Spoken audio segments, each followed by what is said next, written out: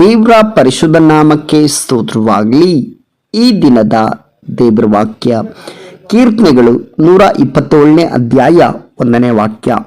ಯೆಹೋವನು ಮನೆ ಕಟ್ಟದಿದ್ದರೆ ಅದನ್ನು ಕಟ್ಟುವವರು ಕಷ್ಟಪಡುವುದು ವ್ಯರ್ಥ. ಯೆಹೋವನು ಪಟ್ಟಣವನ್ನು ಕಾಯದಿದ್ದರೆ ಕಾವಲುಗಾರರು ಅದನ್ನು ಕಾಯುವುದು ವ್ಯರ್ಥ. ಹೌದು ಪ್ರಿಯ ದೇವರ ಮಕ್ಕಳೇ, ಇವತ್ತಿನ ದೇವರ ವಾಕ್ಯದಲ್ಲಿ ನಾವು ಗಮನಿಸುತ್ತಿದ್ದೇವೆ. ಇಲ್ಲಿ ದೇವರ ವಾಕ್ಯವು ಸ್ಪಷ್ಟವಾಗಿ ಬರೆಯಲ್ಪಟ್ಟಿದೆ. ಯೆಹೋವನು ಮನೆ ಕಟ್ಟದಿದ್ದರೆ ಅದನ್ನು ಕಟ್ಟುವವರು ಕಷ್ಟಪಡುವುದು ವ್ಯರ್ಥ. ಯೆಹೋವನು ಪಟ್ಟಣವನ್ನು ಕಾಯದಿದ್ದರೆ ಕಾವಲುಗಾರರು ಅದನ್ನು ಕಾಯುವುದು ವ್ಯರ್ಥ. ಪ್ರಿಯರೇ, ನಮ್ಮ ಜೀವಿತದಲ್ಲಿ ನೋಡುವುದಾದರೆ 3 ರೀತಿಯ ಮನೆಗಳುಂಟು. ಮೊದಲನೇದಾಗಿ ದೈಹಿಕ ಮನೆ, ಎರಡನೇದಾಗಿ ಆತ್ಮಿಕವಾದ ಮನೆ, ಮೂರನೇದಾಗಿ ಕುಟುಂಬದಲ್ಲಿ ಇರುವಂಥ ಮನೆ. ಪ್ರಿಯ ದೇವರ ಮಕ್ಕಳೇ, ನಾವು ನೋಡಿಕೊಳ್ಳೋಣ ದೈಹಿಕವಾಗಿ ಬೇಕಾಗಿರುವಂಥ ಒಂದು ಮನೆ ಅಂದರೆ ನಾವು ಜೀವನ ಮಾಡುವುದಕ್ಕೆ, ನಾವು ಈ ಲೋಕದಲ್ಲಿ ಜೀವಿಸುವುದಕ್ಕೆ ಒಂದು ಮನೆ ಬೇಕು. ಆ ಮನೆ ಕಟ್ಟಬೇಕಾದ್ರೆ ಕಲ್ಲು, ಮಣ್ಣು, ಮಸಿ, ಮತ್ತೊಂದು ಮಗದೊಂದು, ಸಿಮೆಂಟು, ಅದು ಇದು ಎಂಬುದಾಗಿ ಅನೇಕ ಕಾರ್ಯಗಳು ಬೇಕು. ಅದನ್ನು ಕಟ್ಟುವುದಕ್ಕೆ ಅನೇಕರು ಬೇಕಾಗಿರ್ತಾರೆ. ಅದು ಮಾತ್ರವಲ್ಲದೆ ಅದನ್ನು ಕಟ್ಟುವುದಕ್ಕೆ ಒಂದು ಅಡಿಪಾಯ ಹಾಕುವುದಾಗಬಹುದು, ಮತ್ತೊಂದಾಗಬಹುದು. ಎಲ್ಲ ಕೆಲಸವನ್ನು ಮಾಡುವುದಕ್ಕೆ ಒಬ್ಬೊಬ್ಬರಿದ್ದಾರೆ. ಒಂದು ಉದಾಹರಣೆ ಹೇಳಬೇಕಾದ್ರೆ ಒಬ್ಬ ಇಂಜಿನಿಯರ್ ಇರ್ತಾನೆ. ಆತನ ಒಂದು ಉದ್ದೇಶವನ್ನು ಹಾಕೊಂಡು, ಒಂದು ಪ್ಲಾನ್ ಹಾಕೊಂಡು, ಆ ಪ್ಲಾನ್ ಪ್ರಕಾರ ಕೆಲಸ ಮಾಡೋದನ್ನ ನಾವು ಗಮನಿಸ್ತೇವೆ. ಎರಡನೇದಾಗಿ ನಾವು ನೋಡುವಂಥದ್ದು ಯಾವುದಂದ್ರೆ ಕುಟುಂಬಿಕ ಎನ್ನುವಂಥ ಮನೆ. ಪ್ರಿಯ ದೇವರ ಮಕ್ಕಳೇ, ಒಂದು ಕುಟುಂಬವನ್ನ ದೇವರು ಕಟ್ಟದೆ ಹೋದ್ರೆ ಅದು ಕಟ್ಟುವುದು ವ್ಯರ್ಥ. ಆ ಕುಟುಂಬವನ್ನ ದೇವರು ಜೋಡಣೆ ಮಾಡದೆ ಹೋದ್ರೆ ಅದನ್ನ ಎಷ್ಟೇ ಪ್ರಯತ್ನ ಪಟ್ಟರು ಕೂಡ ವ್ಯರ್ಥ. ಯಾಕೆಂದ್ರೆ ಒಂದು ಕುಟುಂಬ ಆಗಿರ್ಬೋದು, ಕುಟುಂಬದಲ್ಲಿರುವಂಥ ಸಂಬಂಧ ಆಗಿರ್ಬೋದು, ಅದು ದೇವರು ಕಟ್ಟಬೇಕೇ ಹೊರತು ಯಾರು ಕೂಡ ಕಟ್ಟಲಿಕ್ಕೆ ಸಾಧ್ಯವಿಲ್ಲ. ನಿಮ್ಮಷ್ಟಕ್ಕೆ ನೀವೇ ಪ್ರಯತ್ನ ಪಡಬಹುದು, ಕಟ್ಟಿಕೊಳ್ಳಬಹುದು, ಆದರೆ ಶಾಶ್ವತವಾಗಿ ಅದು ಇರೋದಿಲ್ಲ. ಯಾಕೆಂದ್ರೆ ದೇವರು ಕಟ್ಟುವ ಮನೆ ಮಾತ್ರವೇ ಶಾಶ್ವತ. ಮನುಷ್ಯನು ಕಟ್ಟುವ ಮನೆ ಶಾಶ್ವತವಲ್ಲ. ಪ್ರಿಯ ದೇವರ ಮಕ್ಕಳೇ, ಅದಕ್ಕೆ ದೇವರ ಆತ್ಮನ ಹೇಳ್ತಾರೆ, ಯೆಹೋವನು ಮನೆ ಕಟ್ಟದಿದ್ದರೆ ಅದನ್ನು ಕಟ್ಟುವವರು ಕಷ್ಟಪಡುವುದು ವ್ಯರ್ಥ. ನೀವೆಷ್ಟೇ ಕಷ್ಟಪಟ್ಟು ಮನೆಯನ್ನು ಕಟ್ಟಬಹುದು, ಎಷ್ಟೇ ಕಷ್ಟಪಟ್ಟು ನಿಮ್ಮ ಕುಟುಂಬವನ್ನು ಕಟ್ಟಬಹುದು, ನಿಮ್ಮ ಜೀವಿತವನ್ನು ಕಟ್ಟಿಕೊಳ್ಳಬಹುದು, ಆದರೆ ಅದು ಎಲ್ಲವೂ ವ್ಯರ್ಥವಾಗಿ ಹೋಗ್ಬಿಡ್ತದೆ. ಯಾವಾಗ ಅಂದರೆ ದೇವರು ಅದನ್ನು ಕಟ್ಟದೆ ಹೋದರೆ, ದೇವರು ಅದರ ಮಧ್ಯದಲ್ಲಿ ಇಲ್ಲದೆ ಹೋದರೆ, ದೇವರ ಜೊತೆ ಇಲ್ಲದೆ ಹೋದರೆ ಅದು ಕಟ್ಟುವುದು, ಅದಕ್ಕೆ ಕಷ್ಟಪಡುವುದು ಎಲ್ಲವೂ ವ್ಯರ್ಥ. ಯೆಹೋವನು ಪಟ್ಟಣವನ್ನು ಕಾಯದಿದ್ದರೆ ಕಾವಲುಗಾರರು ಅದನ್ನು ಕಾಯುವುದು ವ್ಯರ್ಥ. ಪ್ರಿಯರೇ, ಈ ಲೋಕದಲ್ಲಿರುವಂಥ ಪಟ್ಟಣವನ್ನು ಕಾಯುವುದಕ್ಕೆ ಕಾವಲುಗಾರರಿದ್ದಾರೆ. ಕಾವಲುಗಾರರು ಕಾಯ್ತಿರಬೇಕಾದ್ರೆ ಅನೇಕ ಕಳ್ಳತನಗಳು, ದರೋಡೆಗಳು, ಅನೇಕ ರೀತಿಯಾದಂಥ ಕಾರ್ಯಗಳು ನಡೆಯುವುದನ್ನು ನಾವು ಗಮನಿಸುತ್ತೇವೆ.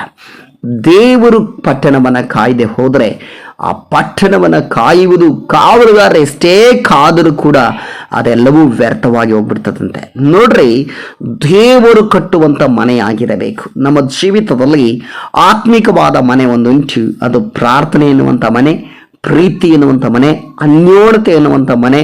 ಈ ಮನೆಯನ್ನು ಕಟ್ಟುವುದಕ್ಕೆ ದೇವರು ಇರಲೇಬೇಕು. ಪ್ರಿಯರೇ, ಆತ್ಮಿಕವಾಗಿ ಮನೆ ಕಟ್ಟಬೇಕು. ನಾವು ಜೀವನ ಮಾಡುವಂಥದ್ದು ಈ ಲೋಕದಲ್ಲಿ ಇರುವಂಥ ದೈಹಿಕವಾದ ಮನೆಯಲ್ಲೇ ಆಗಿರಬಹುದು. ಆದರೆ ಒಂದಲ್ಲ ಒಂದು ದಿವಸ ನಾವು ಸತ್ತು ಹೋಗುತ್ತೇವೆ.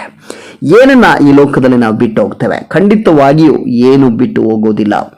ಎಲ್ಲವನ್ನ ಅಲ್ಲಿಂದ ಬರುವಾಗಲೂ ಏನು ತೆಗೆದುಕೊಂಡು ಬರೋದಿಲ್ಲ, ಇಲ್ಲಿಂದ ಹೋಗುವಾಗಲೂ ಏನು ತೆಗೆದುಕೊಂಡು ಹೋಗೋದಿಲ್ಲ. ಆದರೆ ನಾವಿಲ್ಲಿ ಬಿಟ್ಟು ಹೋಗಲಿಕ್ಕೆ ಏನಾದರೂ ಕಾರ್ಯ ಇದೆಯಾ ಪ್ರಿಯ ದೇವರ ಮಕ್ಕಳೇ? ಅದಿದೆ ಅಂದರೆ ಪ್ರೀತಿ, ವಾತ್ಸಲ್ಯ, ಕರುಣೆ, ಕಾರುಣ್ಯ, ಇನ್ನೊಬ್ಬರಿಗೆ ಮಾಡುವಂಥ ಸಹಾಯ, ಇನ್ನೊಬ್ಬರ ಜೀವಿತವನ್ನು ನಾವು ಕಟ್ಟಬೇಕೇ ಹೊರತು ಇನ್ನೊಬ್ಬರ ಜೀವಿತವನ್ನು ನಾವು ಒಡೆಯಬಾರದು.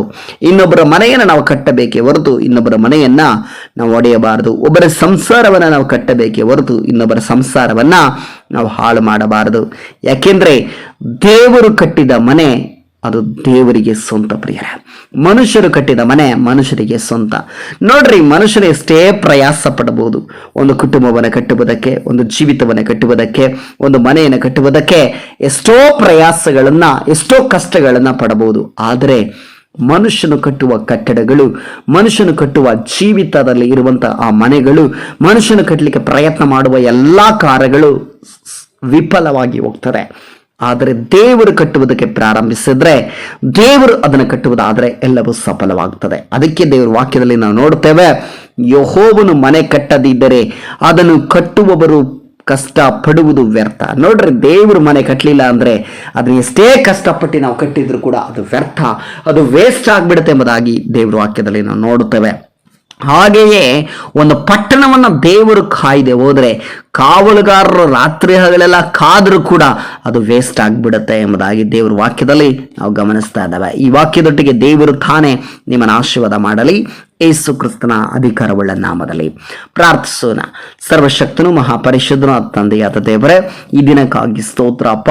ಈ ಒಂದು ದಿನದಲ್ಲಿ ಸ್ವಾಮಿ ಒಂದು ವಾಕ್ಯವನ್ನು ಕೇಳುತ್ತಿರುವಂಥ ನಿನ್ನ ಮುದ್ದು ಮಕ್ಕಳನ್ನು ಆಶೀರ್ವಾದ ಮಾಡ್ರಿ ದೇವರೇ. ಈ ಒಂದು ವಾಕ್ಯದ ಪ್ರಕಾರ ಸ್ವಾಮಿ, ಯೆಹೋವನು ಮನೆ ಕಟ್ಟದಿದ್ದರೆ ಅದನ್ನು ಕಟ್ಟುವವರು ಕಷ್ಟಪಡುವುದು ವ್ಯರ್ಥ, ಯೆಹೋವನು ಪಟ್ಟಣವನ್ನು ಕಾಯದಿದ್ದರೆ ಕಾವಲುಗಾರರು ಅದನ್ನು ಕಾಯುವುದು ವ್ಯರ್ಥ ಎಂಬ ವಾಕ್ಯದ ಮುಖಾಂತರ ನಮ್ಮನ್ನು ಸಂಧಿಸಿದಕ್ಕಾಗಿ ನಿನಗೆ ಸ್ತೋತ್ರ ಅಪ್ಪ. ಒಂದು ವಾಕ್ಯದ ಮುಖಾಂತರ ನಮ್ಮೊಟ್ಟಿಗೆ ಮಾತನಾಡಿದಕ್ಕಾಗಿ ನಿನಗೆ ಸ್ತೋತ್ರ ಮಹಿಮೆ ಸಲ್ಲಿಸುತ್ತಾ ಯೇಸು ಕ್ರಿಸ್ತನ ಅಧಿಕಾರವುಳ್ಳ ನಾಮದಲ್ಲಿ ಪ್ರಾರ್ಥಿಸುವ ತಂದೆಯ ದೇವರೇ, ಆಮೇನ್, ಆಮೇನ್, ಆಮೇನ್. ದೇವರು ನಿಮ್ಮನ್ನು ಆಶೀರ್ವದಿಸಲಿ.